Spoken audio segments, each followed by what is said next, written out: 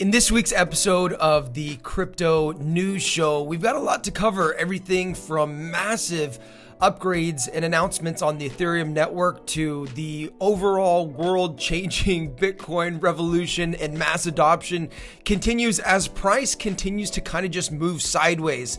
Now, we've started to do this show on a daily basis, but we're going to do it more on like a weekly basis and try to fill in the gaps with other helpful videos. So if you'd like to have the daily news, then go on over to Blue Edge Crypto on Instagram, and each day we'll give you the daily news in just like a 30-second little segment. So it's really, really cool. So if you want the daily news, then go over to Blue Edge Crypto _ on Instagram.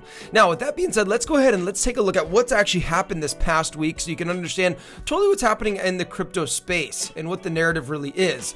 If we take a look at over the 7 days, we see Bitcoin down just 0.6%, Ethereum down 5%, Binance Coin up 9%, Dogecoin down 9%. So really, across the top 10, there's not really anything major happening. As you see, we're kind of just trading sideways. We're in this accumulation phase or this distribution phase. I tend to think that it's an accumulation phase. Let's go ahead and let's take a look at what's actually happening in the news, because meanwhile, while price is kind of just flat and moving sideways, it's really quite a boring time to be trading crypto. We do have a lot of stuff developing and a lot of news coming out. So Ethereum's London hard fork is to launch on August 4th. So this is a massive upgrade to the Ethereum network that is set to make Ethereum deflationary and supposedly is going to basically burn about 1.4%, I believe it was, of all Ethereum each year. So basically a percentage of the transaction fees will actually be burned, which will decrease the overall supply of Ethereum, which is actually a great thing for prices. If you think about prices just a supply and demand model, we're cutting the supply here with this upgrade to Ethereum. Now, in the meantime, in that time span leading up to that launch of Ethereum hard fork coming on August 4th, we see that Ethereum has added 5 million new unique addresses in the past 30 days. So you can see people are piling in to Ethereum. You can see that this chart clearly shows over the past 30 days that people are piling in. They're creating new Ethereum wallet addresses. New people are coming onto the network. And you can just take a look here. You can see the amount of people that are joining per day is, it's crazy. Just take a look at this. 326,000 people a day, 100,000, 200,000 people a day. Looks like somewhere like around 200,000 people per day are creating new Ethereum wallet upgrade addresses in the excitement for the Ethereum EIP 1559 upgrade, which will be deployed very soon here, okay, which is awesome. And also, obviously, Ethereum will be transitioning over to Ethereum 2.0, which will switch from a Ethereum proof of work to a proof of stake consensus method, which will be coming likely in like a year or two, but we don't know when that's going to happen exactly. There was a survey done this week that said that 40% of institutional crypto investors intend to buy a lot more. And if we just take a look at it, we can see that at the start of June this year, it revealed that 19 listed companies with a market cap of $1 trillion had around $6.5 billion invested in Bitcoin, originally only having $4.3 billion buying the cryptocurrency. So we can see that massive crypto institutions are continuing to buy, and they said 82% of the digital asset investors, institutional investors, said that they did plan to allocate more funds to crypto. We also saw this fight happen and with Conor McGregor, which was anticlimactic, but we did see that UFC did get a $175 million sponsorship deal with the cryptocurrency platform Crypto.com. Crypto.com is a brokerage exchange. They have credit cards, debit cards, all that jazz. And this is just another thing, awareness happening with cryptocurrency. We see that, FTX is now in the Miami Heat building. They made a massive deal with the MLB. We see just this continued mass adoption and mass public awareness happening with the cryptocurrency space. There was an Argentine lawmaker that introduced a bill for workers to be paid in crypto, which was kind of cool. So we are seeing this just continue. The Argentine currency is just, if you look at it, it is just being debased like crazy. Inflation is crazy. So people need to go crypto elsewhere to basically save their wealth. And that's happening across the world in all fiat systems, as we see that governments and central banks around the world continue to print more and more money. And this is leading to inflation, decrease in purchasing power. And so these sort of laws need to happen. I mean, people need to wake up and realize that if they hold their money in cash, then their wealth is just rotting away.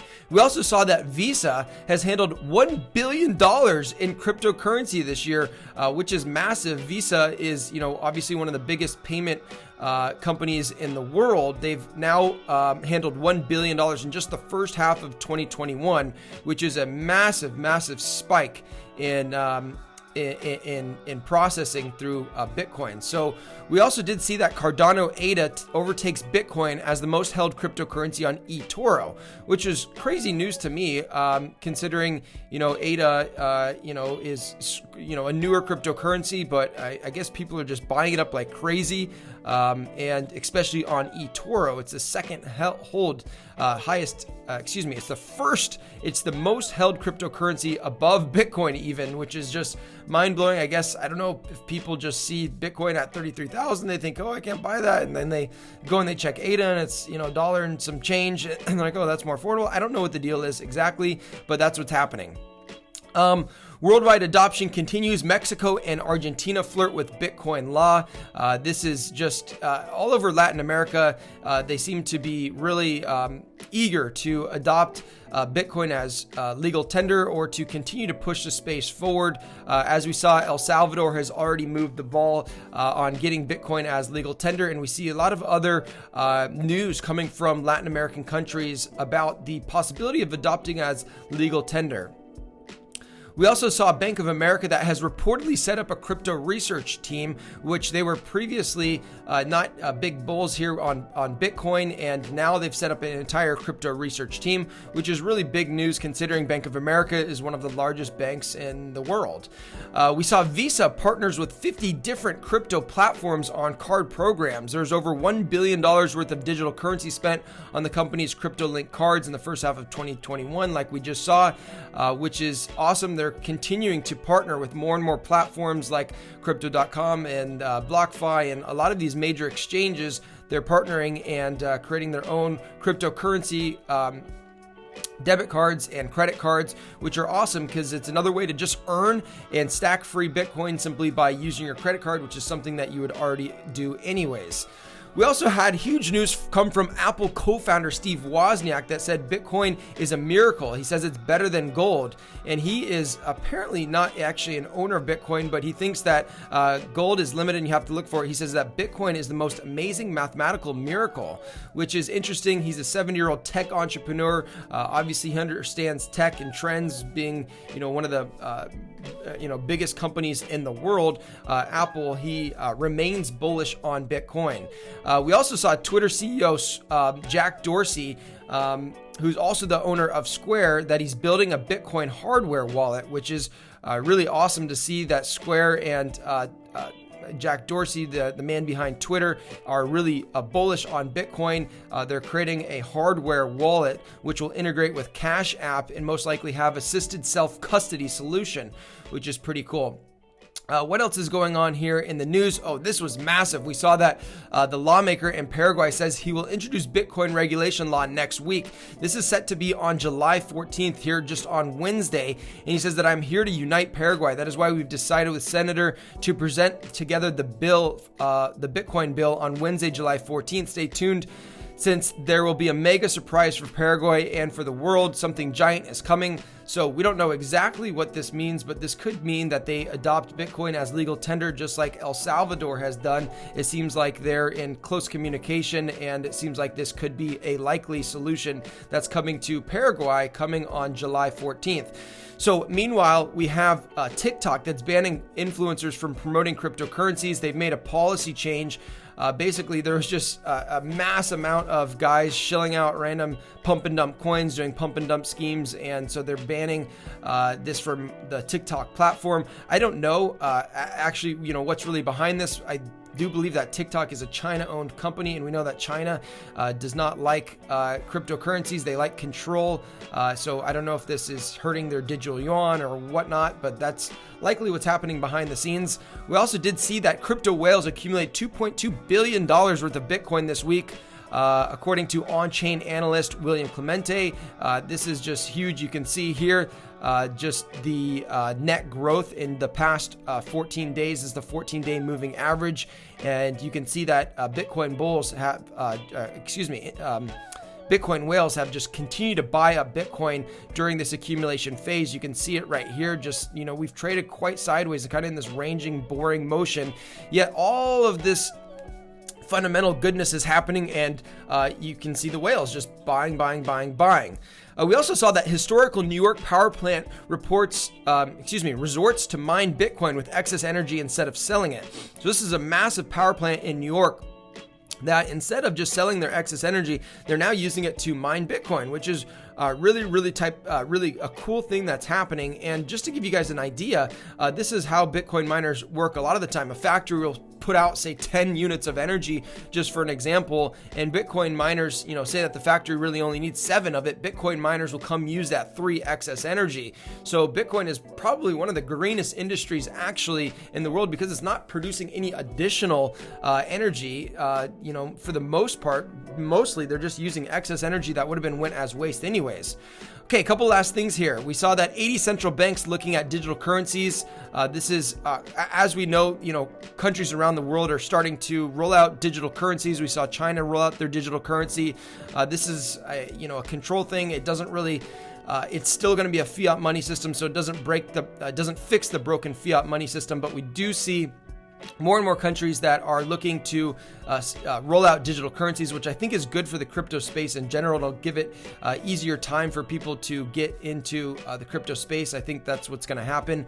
82% of institutional crypto investors expect to increase market exposure. I kind of covered this in an earlier article here again.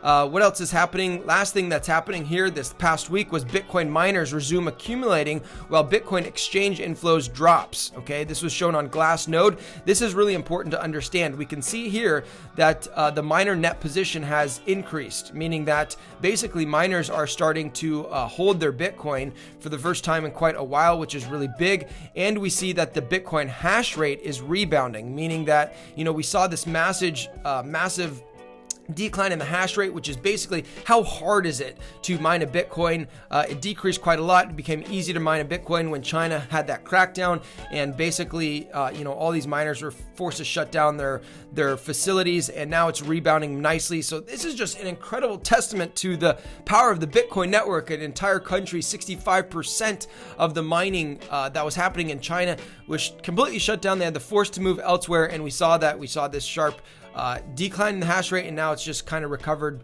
beautifully as expected.